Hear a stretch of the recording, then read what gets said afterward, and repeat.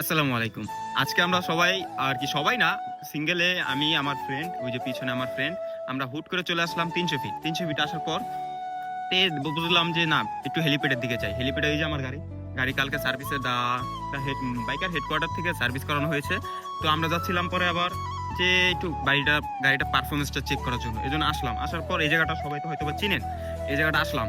আসার পর দেখি যে অনেক বড়ই গাছ, এই যে আমি লক্ষ্য করেন, এই যে বড়ই গাছগুলো জানি না কার, এটা সরকারি ভাবা যায়। ওই যে দেখেন আমাদের ওইখানে আরেকটা বড়ি গাছ আছে, আপনাদেরকে দেখাই চলেন।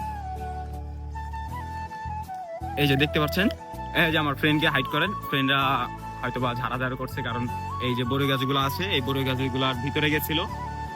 কে কে এখানে ৩০০ ফিট আসলে এই বড় গাছগুলা ফলো করেন এবং এখান থেকে পায়রা খান।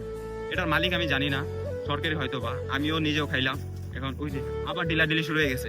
আমরা কিন্তু বেশি জন না, মাত্র 2 জন আসছি। তো কে কে খান কমেন্ট করে জানায়েন। আল্লাহ হাফিজ।